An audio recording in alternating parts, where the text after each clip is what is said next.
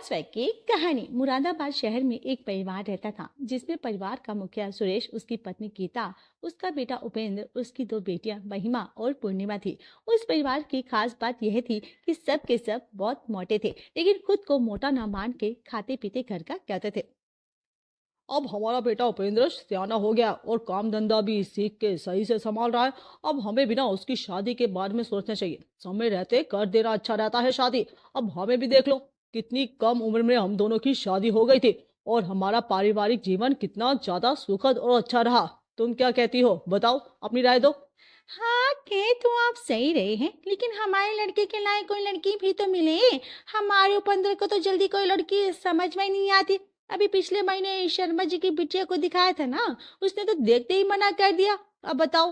हाँ भाई, ये तो बहुत ज्यादा पतली थी। अब हम खाते पीते परिवार के हैं तो हमारे परिवार की बहू भी तो हमारी जैसी दिखनी चाहिए ना। उपेंद्र का सोचना सही है। मैं कल ही अपने एक दोस्त से बात करता हूँ, उन्हें भी एक अच्छे लड़के और एक अच्छे परिवार की तलाश है। ठीक है। अगली सुबह सारा परिवार लड़की देखने के लिए निकल जाता है और वहाँ कुछ ऐसा होता है जिससे पूरा परिवार हंसी का पात्र बन जाता है। रविवार की सुबह जब पूरा परिवार अपनी 7 सीटर गाड़ी में बैठा तो गाड़ी ने कराटे मारते हुए स्टार्ट होने से इनकार कर दिया। पापा, गाड़ी को सांस तो लेने दो, ऐसा लग रहा है इसकी आत्मा निकल रही है। हमें ना ट्रक लेना चाहिए था। खैर चलो, अभी धक्का मारो। किसी तरह गाड़ी स्टार्ट हुई और सब लड़के के घर पहुंचे। दरवाजे पर ही पहली चुनौती आ गई, क्योंकि दरवाजा पतला था और परिवार दरवाजे से एक एक करके ही अंदर जा सकता था। अरे राम, ये दरवाजा इतना पतला क्यों है भाई? लोग इसमें जाते कैसे होंगे? या फिर यहाँ कुपोषित लोग ही रहते हैं? बड़ी मुश्किल से सब अंदर पहुंचे। लड़की वालों ने बैठने के लिए उनकी व्यवस्था की थी, लेकिन जैसे ही सब लोग धड़ाधड़ उस पर बैठे, एक जोरदम धड़ाम हुआ और पूरा सोफा जमीन पर चित। हाय राम, ये क्या हुआ? अरे सोफे को क्या हो गया? अब वो बस हल्का झटका लगा है। अंकल, हमारे परिवार में हल्के झटकों का ना असर थोड़ा ज्यादा होता है। ये हमारी रीत है। लड़की की मम्मी समोसे और मिठाई लेकर आती दिखी सामने से। अरे वाह भाई, गुलाब जामुन दिख रहा है भाई। मेरा बस चले तो इनसे पक्का ही कर दूं रिश्ता। जैसे ही मिठाई की प्लेट टेबल पर रखी गई, उपेंद्र ने झपट्टा मारा और पूरी प्लेट लेकर बैठ गया। इन्हें ना खाने का बहुत शौक है ना? हाँ हाँ, क्या बताऊं। मेरे लिए खाना सिर्फ भूख मिटाने का साधन नहीं है, बल्कि इमोशनल सपोर्ट भी है। भाई नंदिता के माता पिता के चेहरे पर चिंता के बादल छा गए। बातचीत हो ही रही थी कि गीता ने कुर्सी से उठने की कोशिश की और क्रैक क्रैक की आवाज आई। कुर्सी के टुकड़े टुकड़े हो गए। हे भगवान, अब ये कुर्सी भी डाइट पर चल रही है क्या? हवा की तरह टूट रही है। हाँ, अरे आप लोग मोटे हैं और दोस्त हमारे घर की चीजों में निकाल रहे हैं। आपने हमें मोटा कहा? मोटे को मोटा नहीं तो क्या चूसा हुआ आम का कहेंगे क्या? हाँ। बहस बढ़ने लगी और पहले घर में रिश्ता पक्का होते होते रह गया। लेकिन सुरेश का परिवार इतनी जल्दी हार मानने वालों में से नहीं था। वो सब उनके घर के बाहर खड़े थे और अपनी सफाई पेश कर रहे थे। अरे भाई, मोटापा क्या बुरी चीज है? ये देखिए, हमारे घर में घी तेल की नदियां बहती है। हमारे यहाँ चटपटी पूरियां बनती है। खाने पीने से ही तो घर में बरकत आती है। और फिर घर में कोई भूखा नहीं रह सकता। हमारे यहाँ शादी के बाद लड़की को रोज 56 भोग मिलेगा। हमें थोड़ा समय चाहिए सोचने के लिए। ये कहकर उसने दरवाजा बंद कर दिया। सुरेश के परिवार ने एक दूसरे की ओर देखा और सुरेश ने ऐलान किया। अरे कोई नहीं, ये दुनिया में आखिरी घर थोड़ी ना है। अगली सुबह चलो अगले रिश्ते के लिए वह लोग एक बड़े खानदान घर में गए थे। लड़की के माता पिता ने बड़े ठाट बाट से गुप्ता परिवार को बुलाया। जैसे ही वह आलीशान बंगले के पास पहुंचे, समस्या फिर से खड़ी हो गई। बड़ा बंगला पर दरवाजा छोटा था। खैर, उन लोगों के लिए तो बुलंद दरवाजा भी छोटा पड़ जाता था। फिर ये आम दरवाजे की क्या विसात पा लगता है। ये लोग सिर्फ पतले लोगों को ही अंदर आ जाने देते हैं। हम लगता तो ऐसा ही है बेटा। बड़ी मुश्किल से सब अंदर पहुंचे। जैसे ही वह सोफे पे बैठे, लड़की की छोटी बहन चिल्लाई, मम्मी, ये सोफा अंदर धस जा रहा है। अब कोई बात नहीं, नया स्प्रिंग लगवा लीजिएगा, ठीक है। ऐसा भी क्या हो गया जो यूं चिल्ला रही हो? हाँ, बातचीत शुरू हुई। लड़की वालों ने पूछा, उपेंद्र, क्या कहते हो? हाँ, खाना खाते हैं। हम तो सब हंस पड़े। फिर लड़की ने संकोच से पूछा, क्या आपको भी स्पोर्ट्स का शौक है क्या? हाँ हाँ बिल्कुल, मैं खाने की प्लेट और मिठाई के डब्बे पकड़ने में बहुत तेज हूँ। लड़की के पापा का चेहरा सफेद पड़ गया। तभी के मोटे हो गए। सुरेश के परिवार ने ऐसा हमला बोला कि लड़की की मम्मी घबरा कर किचन में भागी। ये तो पूरा भंडार ही खाली कर देंगे। आखिरी झटका तब लगा जब सुरेश के परिवार ने कुर्सी से उठने की कोशिश की और धड़ाम धड़ाम धड़ाम की आवाज आई। 3 कुर्सियां टूट चुकी थी। लड़की के पापा गहरी सांस लेते हुए बोले, देखिए हमें एक फिट दामाद चाहिए, ना कि सफेद आदि, इसलिए आप लोग ना हमें माफ कर दे। सुरेश का परिवार फिर से रिजेक्ट हो गया था। घर लौटते समय बहनों ने अफसोस से कहा, अब हमें भी सोचना पड़ेगा, क्या वाकई हम खाने में कुछ ज्यादा ही डूबे हुए हैं। हाँ सही कह रही हो भाई। उपेंद्र भाई ने तो घबरा कर कहा, अरे भाई पहले घर चलकर खाना खा लेते हैं, फिर सोचेंगे। एक शाम जब सुरेश ऑफिस से लौटा तो गीता ने चाय के साथ समोसे परोस दिए। बस यही वजह है कि मेरा वजन बढ़ता ही जा रहा है। तुम दिन रात तली भुनी चीजें खिलाती रहती हो। अच्छा, और रात को चुपके से मिठाई के डब्बे कौन खत्म करता है। हाँ, तुम्हारे ये मीठे की आदत ही तो असली वजह है। सुरेश भी कहाँ चुप रहने वाला था। कम से कम मैं तुम्हारी तरह हर चीज में घी तेल तो नहीं डालता ना। तुम्हारे बनाए परांठे ने ही हमें इस हाल में पहुंचाया है। अरे खुद ही तो हर रात पूरी और परांठे मांगते हो, फिर दोष मुझ पर क्यों। हाँ, दोनों एक दूसरे को ताने मारते रहे, लेकिन फिर अचानक चुप हो गए क्योंकि उपेंद्र ने अपनी शादी की बात शुरू कर दी। अरे आप लोग बस अपनी बातें करते जा रहे हो। मेरी शादी का क्या होगा। मेरी शादी ना होने में कितनी गलती है। अरे अब मैं क्या बताऊं बेटा, लोग कहने लगे हैं मोटापे की वजह से रिश्ता नहीं हो पा रहा है। हमारे खानदान में सब खा पी कर मजबूत हो रहे हैं। अब अगर लड़कियों के माता पिता को हमारे जैसे हट्टे कट्टे लोग पसंद नहीं है तो इसमें हमारा क्या दोष है भाई, बता। कुछ काम कर ले भाई, तेरा वजन दिन ब दिन बढ़ता ही जा रहा है। कहीं ऐसा ना हो कि शादी के लिए कोई लड़की ना बचे। है अरे तो क्या करूं, भूखा मर जाऊं क्या। तो खुद को भी देख ले, तो भी कोई दुबली पतली फुलझड़ी तो नहीं है आप भी, है ना। बस कर। मैंने, अरे तेरी वजह से टूट जाएगी। ओ मोटू पहले खुद आईना देख ले, तेरा पेट इतना बाहर आ गया है कि लोग समझेंगे क्रिकेट की बॉल निकल रही है। उपेंद्र ने अपनी थाली रखते हुए ताना मारा। कम से कम मैं तेरी तरह पूरे दिन सोफे पर बैठा आलू तो नहीं बनाता रहता ना। तू रात को छुप छुप कर फ्रिज से मिठाई चुराने वाला महान खिलाड़ी कौन हो है। कुछ देर तक एक दूसरे को मोटा मोटा बोलकर हंसी ठिठोली करते रहे, फिर अचानक चुप हो गए।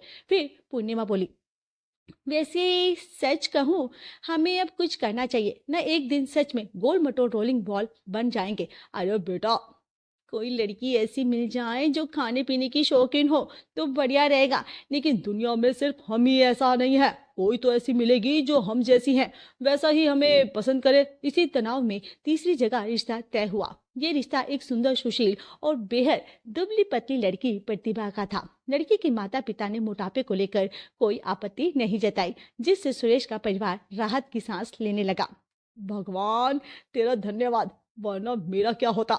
हे भगवान, तेरी लीला अपरंपार है। शादी बड़ी धूमधाम से होती है। गुप्ता परिवार ने पूरी शान से तैयारी की, लेकिन शादी में एक के बाद एक मजेदार घटनाएं होने लगी। उपेंद्र जैसे ही घोड़ी पर बैठने गया, घोड़ी बेचैनी से हिल हिल लाने लगी।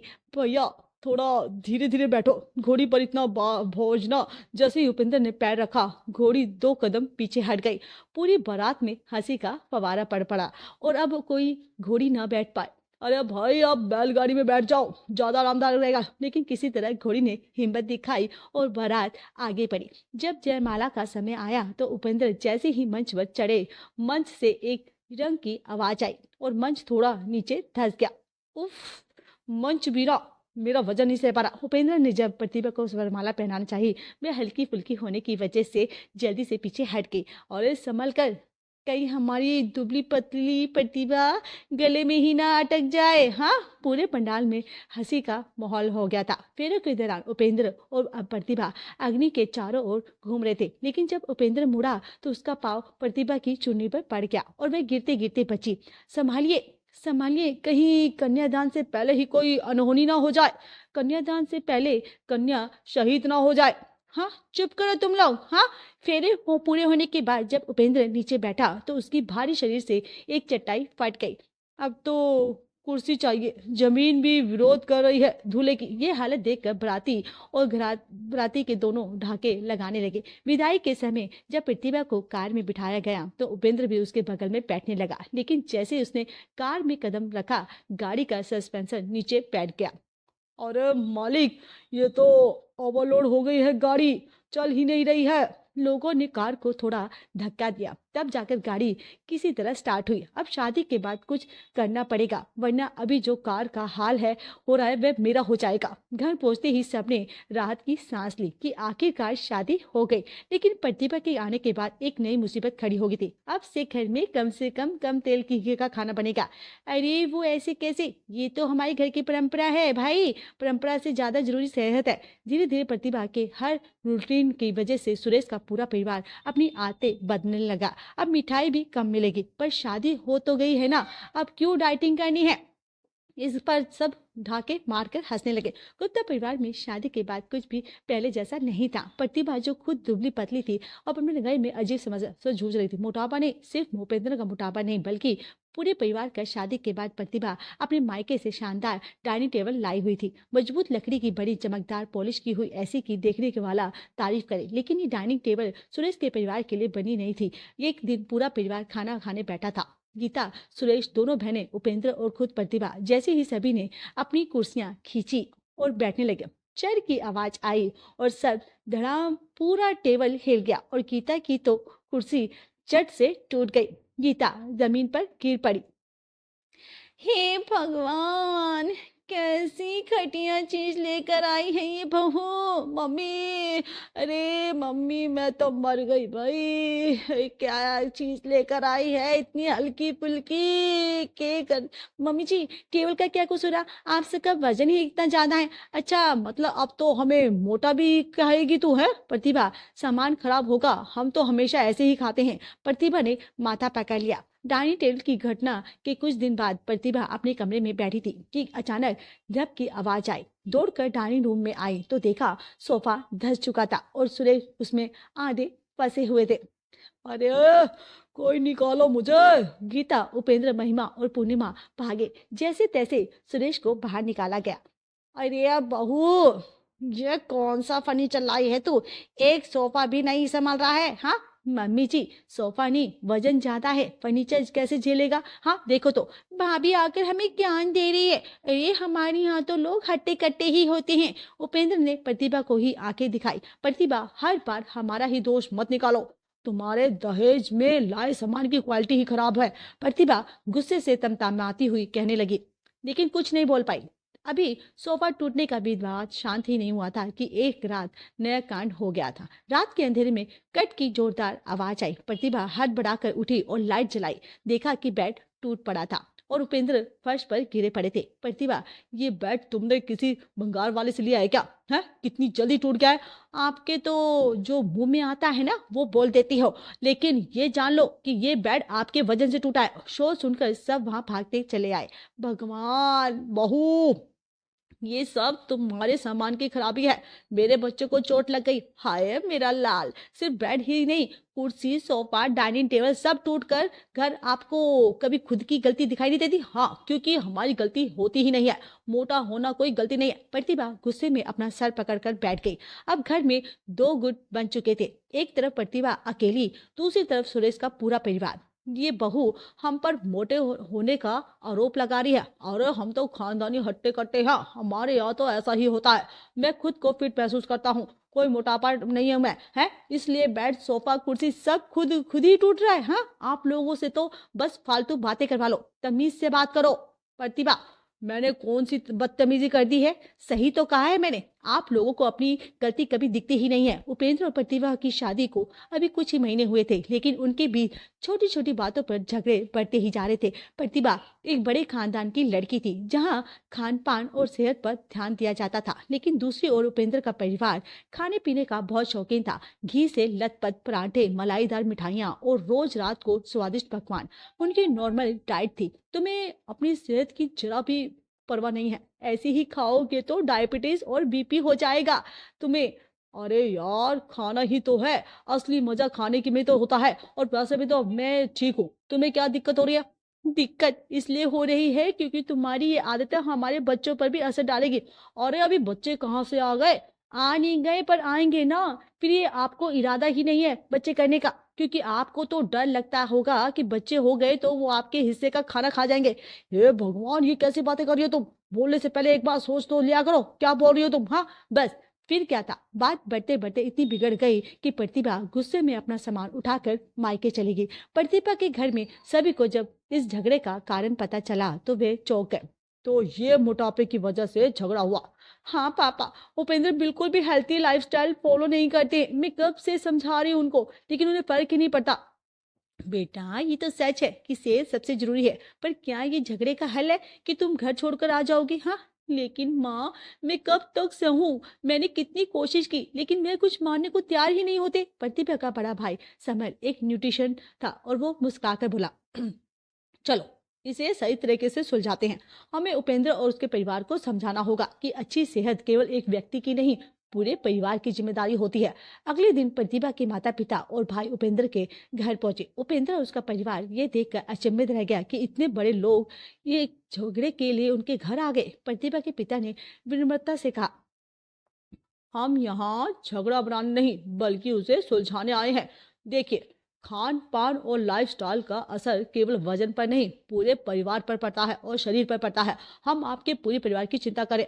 पर हमें तो ऐसा लगता है कि खाना एंजॉय करना चाहिए। हमारे खानदान में कभी किसी ने हेल्थी डाइट को बात नहीं की, लेकिन बदलते समय के साथ हमें अपनी आदतें भी बदलनी चाहिए। आज मोटापा सिर्फ देखने की समस्या नहीं है, बल्कि ये कई बीमारी को जन्म देता है। अगर हम अपनी गाड़ी में खराब तेल डालते रहें तो इंजन जल्दी खराब हो जाएगा। हमारा शरीर भी ऐसा ही है। अगर हम उसे अच्छा तेल यानी सेहतमंद खाना, जिसे बोलते हैं डाइट कहते हैं, नहीं देंगे तो वे बीमार पड़ जाएगा। धीरे धीरे उपेंद्र को भी अपनी गलती का एहसास होने लगा। उसने प्रतिभा की तरफ देखा और कहा, मुझे माफ कर दो, मैंने तुम्हारी चिंता को जीत समझ लिया। मैं अपने खान पान पर ध्यान रखूंगा और एक्सरसाइज भी शुरू करूंगा। प्रतिभा की आंखों में खुशी छलक उठी थी। अगर तुम सच में कोशिश करोगे तो मैं भी तुम्हारे साथ पूरा सपोर्ट करूंगी। अगर सेहत अच्छी रहने से हमारी जिंदगी और बेहतर हो सकती है तो हमें इसे अपनाने में कोई आपत्ति नहीं होनी चाहिए। उस दिन से उपेंद्र और उसके परिवार ने धीरे धीरे अपनी आदतें बदलनी शुरू कर दी। कुछ महीनों बाद उपेंद्र न केवल फिट और एनर्जेटिक दिखने लगा, बल्कि उसका कॉन्फिडेंस भी बढ़ गया। प्रतिभा को ये देखकर गर्व हुआ कि उसका पति अपनी सेहत को लेकर जागरूक हो गया था और घर अच्छी खुशी से रहने लग गया था। अगर हमारी वीडियो आपको पसंद आए तो हमारे चैनल वत्स वेब को सब्सक्राइब करें, लाइक, शेयर और कमेंट्स करना ना भूलें। Thanks for watching.